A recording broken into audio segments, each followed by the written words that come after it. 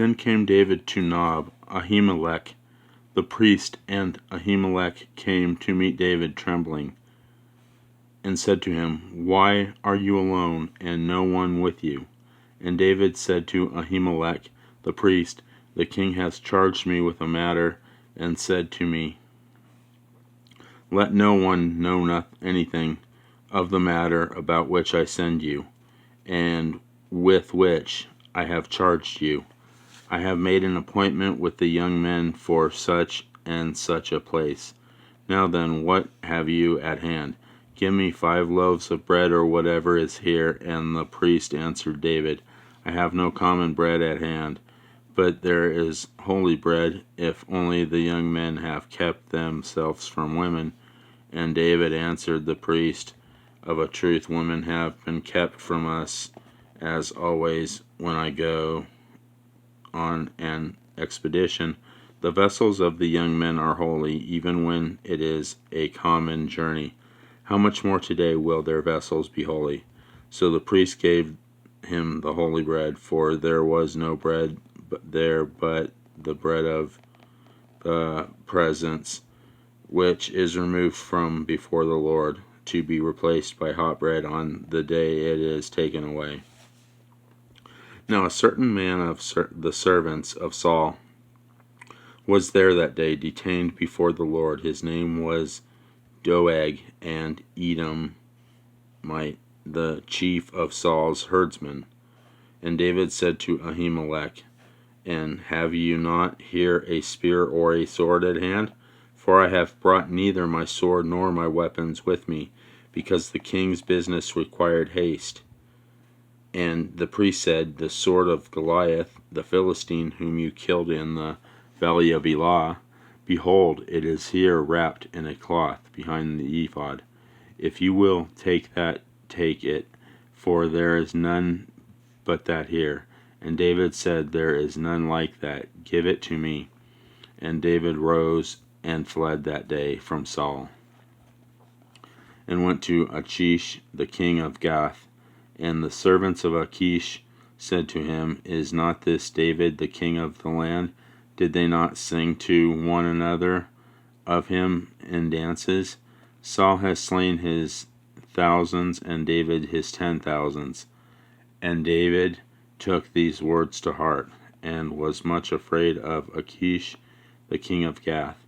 So he changed his behavior before them, and feigned himself mad in their hands, and made marks on the doors of the gate, and let his spittle run down his beard. Then said Achish to his servants, Lo, you see, the man is mad. Why then have you brought him to me? Do I lack madmen, that you have brought this fellow to play the madman in my presence? Shall this fellow come into my house? David departed from there, and escaped to the cave of Adullam. And when his brothers and all his father's house heard it, they went down there to him, and everyone who was in distress, and everyone who was in debt, and everyone who was discontented, gathered to him, and he became captain over them. And there were with him about 400 men. And David went from there to Mizpeh of Moab, and he said to the king of Moab, Pray let my father and my mother stay with you, till I know what God will do for me. And he left them with the king of Moab, and they stayed with him all the time that David was in the stronghold. Then the prophet Gad said to David, Do not remain in the stronghold, depart and go into the land of Judah. So David departed and went into the forest of Hereth. Now Saul heard that David was discovered, and the men who were with him. Saul was sitting at Gibeah, under the tamarisk tree on the height, with his spear in his hand, and all his servants were standing about him. And Saul said to his servants who stood about him, Hear now, you Benjaminites, will the son of Jesse give you every one of you fields and vineyards? Will he make you all commanders of thousands and commanders of hundreds? that all of you have conspired against me? No one discloses to me when my son makes a league with the son of Jesse. None of you is sorry for me or discloses to me that my son has stirred up my servant against me to lie in wait as at this day. Then answered Doeg the Edomite, who stood by the servants of Saul, I saw the son of Jesse coming to Nob to Ahimelech, the son of Ahitub, and he inquired of the Lord for him, and gave him provisions, and gave him the sword of Goliath the Philistine. Then the king sent to summon Ahimelech the priest, the son of Ahitub, and all his father's house, the priests who were at Nob, and all of them came to the king. And Saul said, Hear now, son of Ahitub. And he answered, Here I am, my lord. And Saul said to him, Why have you conspired against me, you and the son of Jesse, in that you have given him bread and a sword, and have inquired of God for him, so that he has risen against me, to lie in wait as at this day? Then Ahimelech answered the king, And who among all your servants is so faithful as David? Who is the king's son-in-law and captain over your bodyguard and honored in your house? Is today the first time that I inquired of God for him? No, let not the king impute anything to his servant or to all the house of my father, for your servant has known nothing of all this, much or little. And the king said, You shall surely die, Ahimelech, you and all your father's house. And the king said to the guard who stood about him, Turn and kill the priests of the Lord, because their hand also is with David. And they knew that he fled, and did not disclose it to me. But the servants of the king would not put forth their hand to fall upon the priests of the Lord. Then the king said to Doeg, You turn and fall upon the priests. And Doeg said, The Edomite turned and fell upon the priests, and he killed on that day 85 persons who wore the linen ephod. And Nob, the city of the priests, he put to the sword. Both men and women, children and sucklings, oxen, asses, and sheep, he put to the sword. But one of the sons of Ahimelech, the son of Ahitub, named Abiathar, escaped and fled after David. And Abiathar told David that Saul had killed the priests of the Lord. And David said to Abiathar, I knew on that day when Doeg the Edomite was there that he would surely tell Saul, I have occasioned the death of all the persons of your father's house. Stay with me, fear not, for he that seeks my life seeks your life. With me you shall be in safe keeping.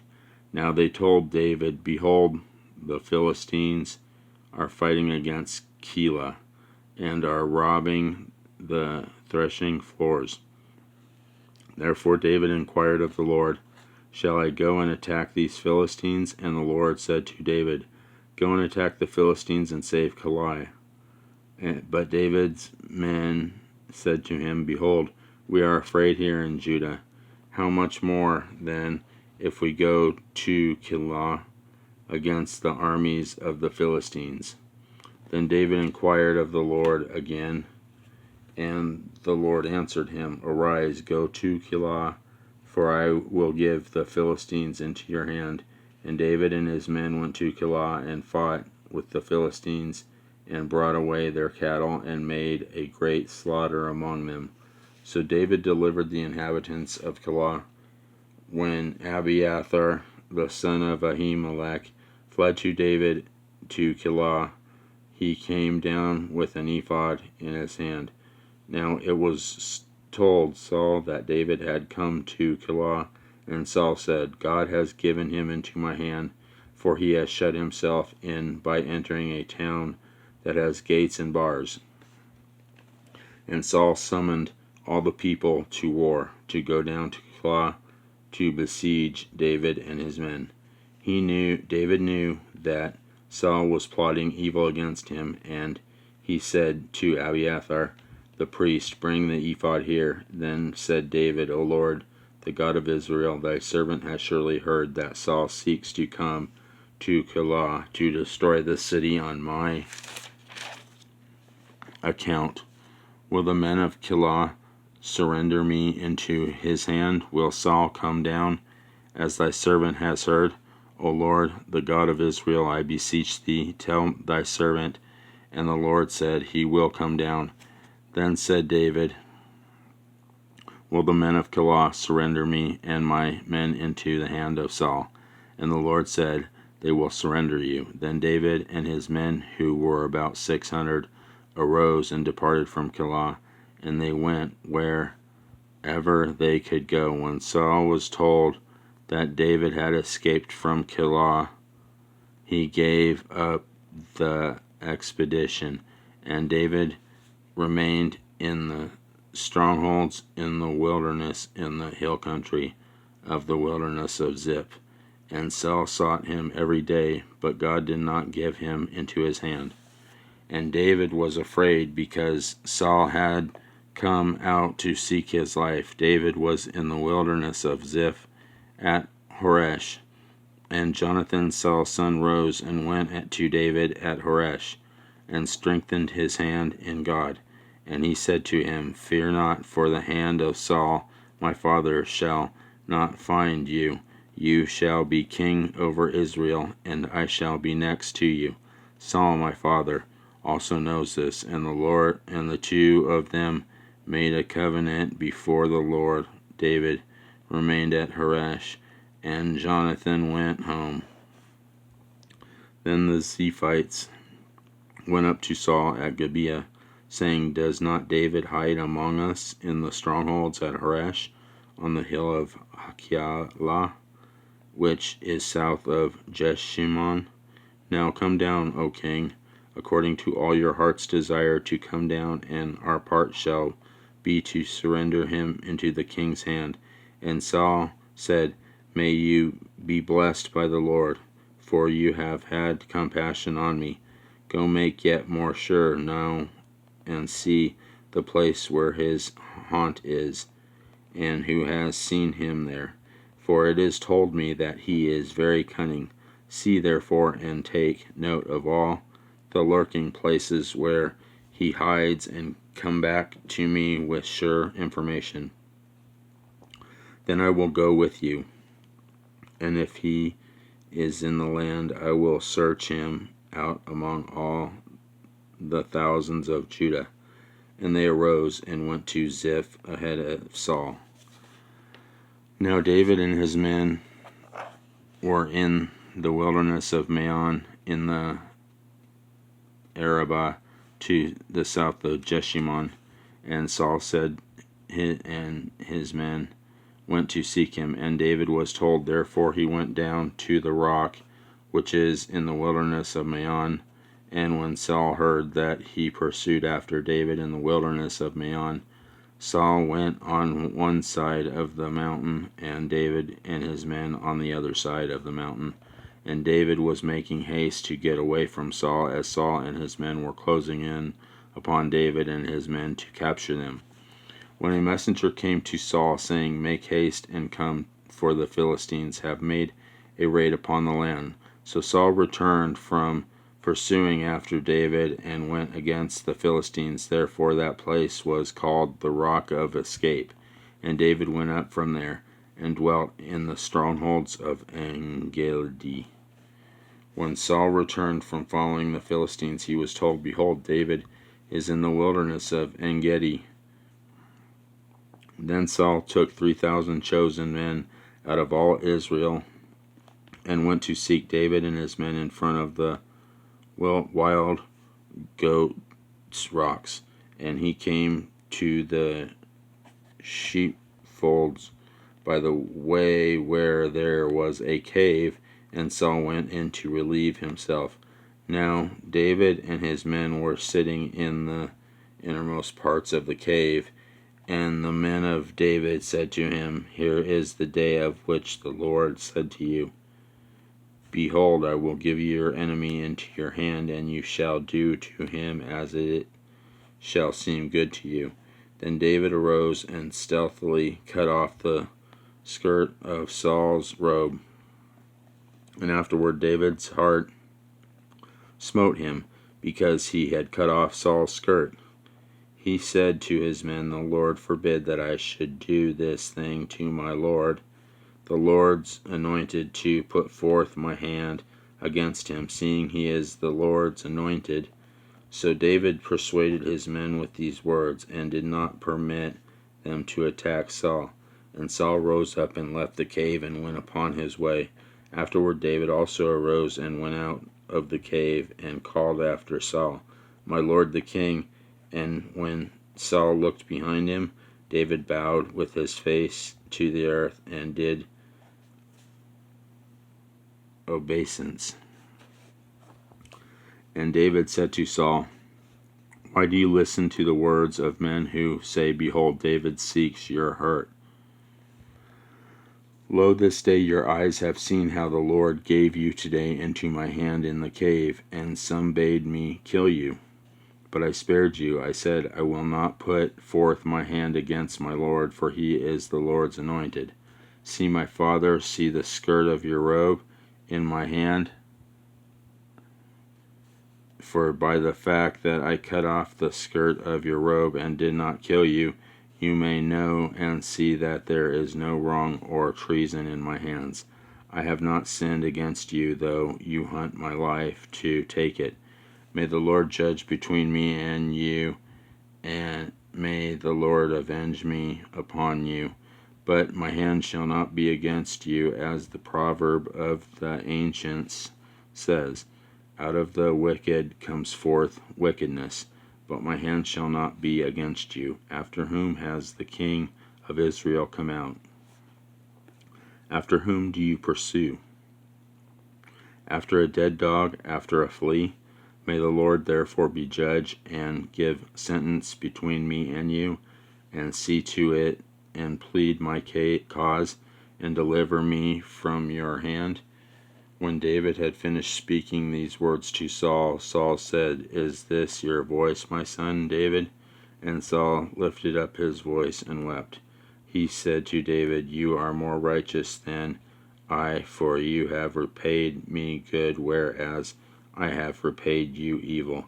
And you have declared this day how you have dealt well with me, in that you did not kill me when the Lord put me into your hands.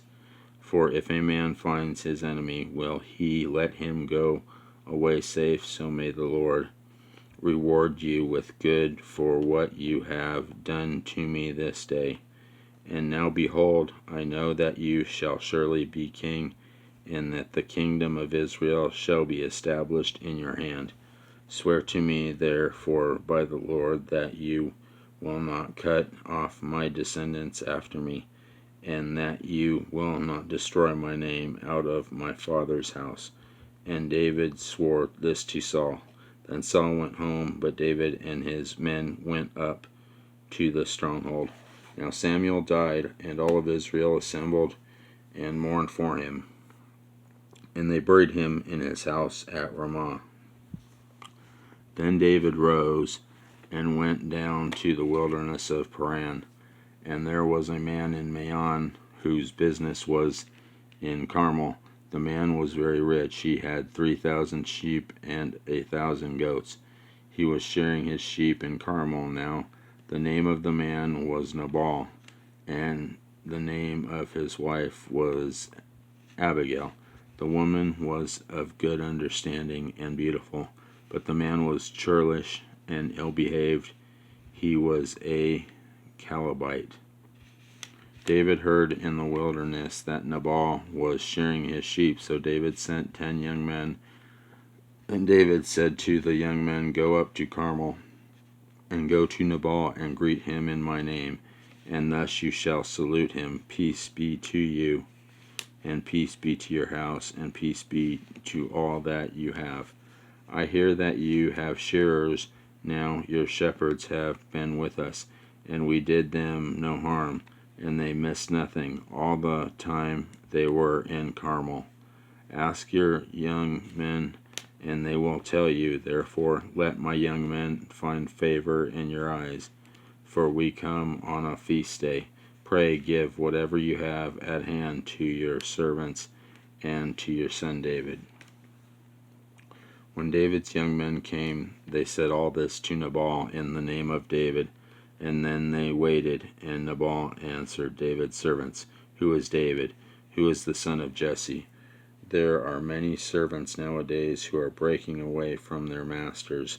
Shall I take my bread and my water and my meat that I have killed for my shearers, and give it to men who come from I do not know where?" So David's young men turned away and came back and told him all this. And David said to his men, "Every man gird on his sword," and every man of them girded on his sword. David also girded on his sword, and about 400 men went up after David, while 200 remained with the baggage. But one of the young men told Abigail, Nabal's wife, "Behold, David sent messengers out of the wilderness to salute our master, and he railed at them. Yet the men were very good to us, and we suffered no harm, and we did not miss anything when we were in the fields. As long as we went with them, they were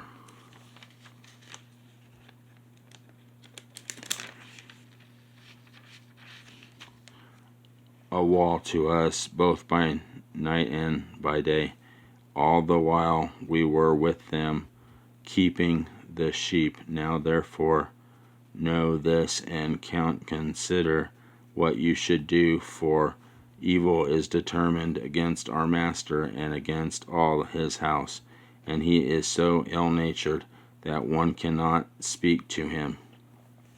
Then Abigail made haste and took 200 loaves and 2 skins of wine and 5 sheep ready dressed, and 5 measures of parched grain, and 800 clusters of raisins, and 200 cakes of figs, and laid them on asses. And she said to her young men, "Go on before me, behold, I come after you." But she did not tell her husband Nabal.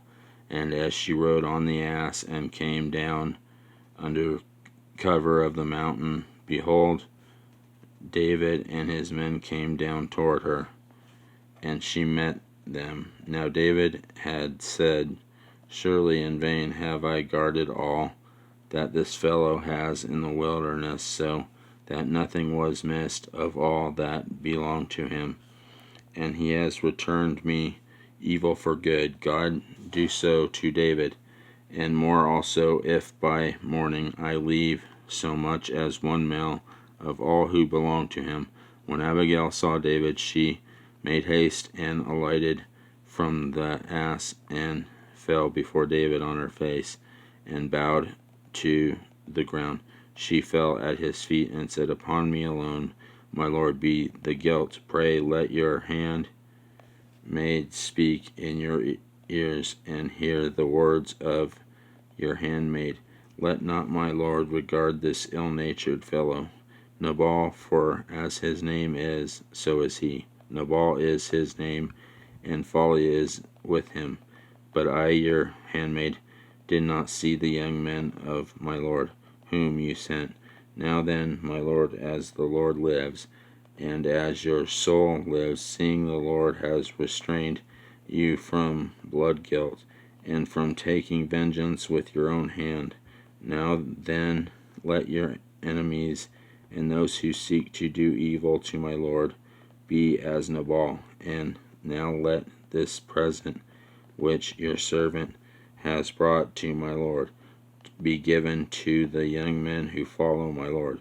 Pray forgive the trespass of your handmaid, for the Lord will certainly make my lord a sure house, because my lord is fighting the battles of the Lord, and evil shall not be found in you so long as you live. If men rise up to pursue you and to seek your life, the life of my Lord shall be bound in the bundle of the living in the care of the Lord your God, and the lives of your enemies he shall sling out as from the hollow of a sling. And when the Lord has done to my Lord according to all the good that he has spoken concerning you, and has appointed you prince over Israel, my Lord shall have no cause of grief or pangs of conscience for having shed blood without cause, or for my Lord taking vengeance himself. And when the Lord has dealt well with my Lord, then remember your handmaid. And David said to Abigail, Blessed be the Lord, the God of Israel, who sent you this day to meet me. Blessed be your discretion, and blessed be you who have kept me this day from blood guilt, and from avenging myself with my own hand. For as surely as the Lord God of Israel lives, who has restrained me from hurting you, unless you had made haste and come to meet me, truly by morning there had not been left to Nabal so much as one male. Then David received from her hand what she had brought him, and he said to her, Go up in peace to your house. See, I have hearkened to your voice, and I have granted your petition. And Abigail came to Nabal, and lo, he was holding a feast in his house, like the feast of a king. And Nabal's heart was merry within him, for he was very drunk. So she told him nothing at all until the morning light. And in the morning, when the wine had gone out of Nabal, his wife told him these things, and his heart died within him, and he became as a stone. And about 10 days later the Lord smote Nabal, and he died. When David heard that Nabal was dead, he said, Blessed be the Lord, who has avenged the insult I received at the hand of Nabal, and has kept back his servant from evil. The Lord has returned the evil doing of Nabal upon his own head. Then David sent and wooed Abigail to make her his wife. And when the servants of David came to Abigail at Carmel, they said to her, David has sent us to take you to him as his wife. And she rose and bowed with her face to the ground, and said, Behold, your handmaid is a servant to wash the feet of the servants of my Lord. And Abigail made haste, and rose and mounted on an ass, and her 5 maidens attended her. She went after the messengers of David, and became his wife. David also took Ahinoam of Jezreel, and both of them became his wives. Saul had given Michal, his daughter David's wife, to Palti, the son of Laish, who was of Galim.